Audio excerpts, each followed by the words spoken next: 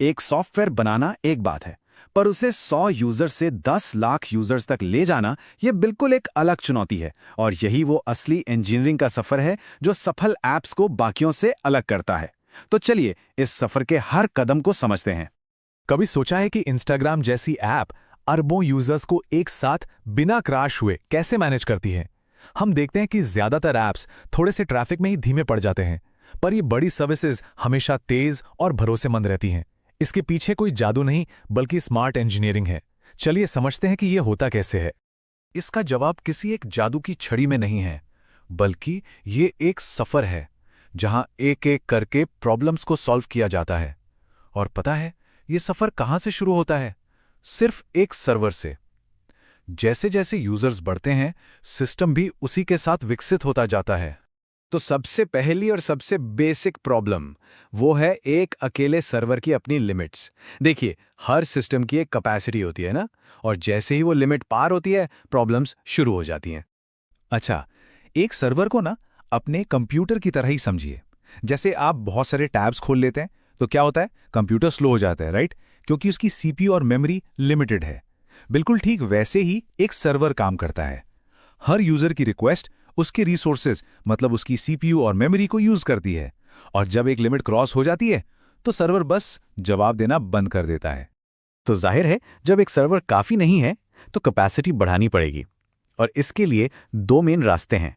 इन दोनों को समझना ही एक स्केलेबल सिस्टम बनाने की पहली सीढ़ी है। पहला है वर्टिकल स्केलिंग, जिसे स्केलिंग अप भी कहते हैं। इसका मतलब है अपने मौजूदा सर्वर को ही और पावरफुल बना देना। ज्यादा सीपीयू, ज्यादा रैम। सोचिए जैसे एक ही कार में एक बेहतर, ज्यादा पावरफुल इंजन लगा देना। दूसरा रास्ता है हॉरिजॉन्टल स्केलिंग, यानी स्केलिंग आउट। इसमें हम सिस्टम में और सर्वर जोड़ते हैं ताकि काम बढ़ जाए।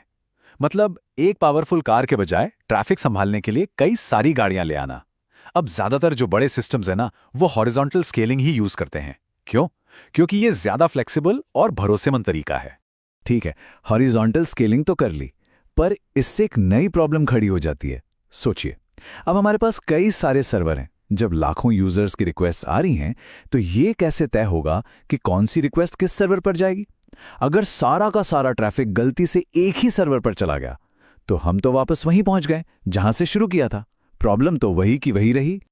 और इसी प्रॉब्लम का सॉल्यूशन है लोड बैलेंसिंग। इसे आप सिस्टम का ट्रैफिक डायरेक्टर या ट्रैफिक पुलिस समझ सकते हैं। इसका बस एक ही काम है, ये पक्का करना कि आने वाला ट्रैफिक सभी सर्वरों में बराबर बराबर बंटे।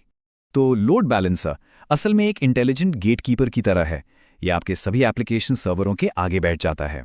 अब जो भी रिक्वेस्ट आती है ये उसे लेता है और देखता है कि कौन सा सर्वर फ्री है या किसके पास सबसे कम लोड है। ये लगातार सर्वरों की हेल्थ भी चेक करता रहता है और फिर रिक्वेस्ट को उस सर्वर पर भेज देता है जो उसे संभालने के लिए सबसे बेस्ट पोजीशन में है। इससे सिस्टम की परफॉर्मेंस भी बनी रहती है और वो भरोसेमंद भी हो जाता है। प्रोसेस बहुत सीधा सा है। सबसे पहले यूजर की रिक्वेस्ट आई, ये सीधे लोड बैलेंसर के पास पहुंची। अब लोड बैलेंसर अपने एल्गोरिथम के हिसाब से एक हेल्दी सर्वर चुनता है, शायद वो जिसके पास सबसे कम काम है, और बस रिक्वेस्ट उस सर्वर को फॉरवर्ड कर दी जाती है। और ये सब कुछ मिली सेकेंड्स में हो जाता है। ओके, तो अब हमारे सर्वर बैलेंस्ड हैं। लोड बैलेंसर अपना काम कर रहा है, लेकिन एप्लीकेशन अभी भी स्लो है। इसका मतलब साफ है, प्रॉब्लम अब कंप्यूटिंग पावर की नहीं है। जो बॉटलनेक है, यानी जो रुकावट है, वो कहीं और है। और ये जो छिपी हुई समस्या है ना, ये अक्सर डेटाबेस होता है। देखिए, आपका एप्लीकेशन सर्वर तो डेटा पढ़ने या लिखने के लिए डेटाबेस पर ही डिपेंडेंट है ना? तो अगर डेटाबेस ही स्लो है तो पूरा का पूरा सिस्टम स्लो हो जाएगा। फिर चाहे आपके पास कितने भी एप्लीकेशन सर्वर क्यों ना हो, कोई फर्क नहीं पड़ेगा। अब डेटाबेस स्लो होने के कई कारण हो सकते हैं। हो सकता है डेटा निकालने के लिए जो क्वेरीज लिखी हैं वो ही एफिशिएंट नहीं है, या फिर शायद जरूरी इंडेक्स ही नहीं बनाए गए। इंडेक्स के बिना डेटा खोजना वैसा ही है जैसे किसी किताब में बिना इंडेक्स के कोई टॉपिक ढूंढना, बहुत टाइम लगता है। कभी कभी धीमी हार्ड ड्राइव भी एक वजह हो सकती है, या फिर जब बहुत सारे लोग एक ही समय पर डेटा को अपडेट करने की कोशिश करते हैं तब भी दिक्कत आती है। अच्छा, जब सिस्टम और बड़ा हो जाता है तो प्रोफेशनल्स एक और बहुत पावरफुल तकनीक का इस्तेमाल करते हैं। ये तकनीक इसलिए है ताकि ऐप हमेशा तेज और रिस्पॉन्सिव फील हो, भले ही बैकग्राउंड में कितना भी भारी काम क्यों ना चल रहा हो। और इसे कहते हैं एसिंक्रोनस प्रोसेसिंग। अब इन दोनों में ना यूजर के एक्सपीरियंस में जमीन आसमान का फर्क है। सिंक्रोनस मॉडल में क्या होता है, मान लीजिए कोई वीडियो अपलोड हो रहा है, तो जब तक वो पूरी तरह प्रोसेस नहीं हो जाता तब तक इंतजार करना पड़ता है। ऐप एकदम फ्रीज या रुका हुआ सा लगता है। लेकिन एसिंक्रोनस मॉडल में ऐसा नहीं होता। अपलोड तुरंत शुरू हो जाता है और आप ऐप पर अपना काम करते रह सकते हैं। जो भारी प्रोसेसिंग का काम है वो आराम से बैकग्राउंड में चलता रहता है। और ये जादू होता है एक मैसेज क्यू की मदद से। इसे एक तरह का बफर या पोस्ट ऑफिस समझिए।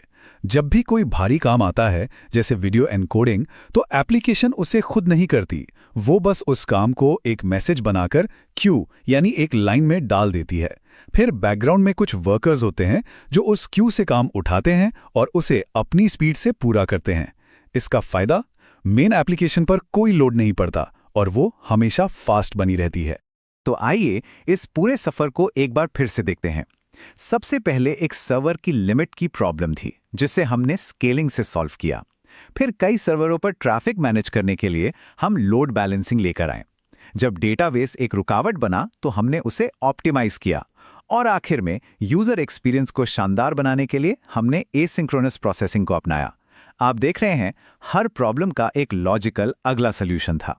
ये सिर्फ थ्योरी नहीं है, ये वो फाउंडेशनल प्रिंसिपल्स हैं जिन पर आज का पूरा मॉडर्न इंटरनेट टिका हुआ है। और इन्हें समझना सिर्फ एक बेहतर इंजीनियर नहीं बनाता, बल्कि ये वो पावर देता है जिससे जीरो से सोचकर कुछ भी बनाया जा सकता है, चाहे वो एक छोटा सा प्रोजेक्ट हो या फिर अगली बड़ी चीज। तो सवाल ये नहीं है कि इनके साथ क्या बनाया जाएगा, असली सवाल ये है कि इन प्रिंसिपल्स को समझकर आने वाली प्रॉब्लम्स को कैसे देखा जाएगा और कैसे सुलझाया जाएगा।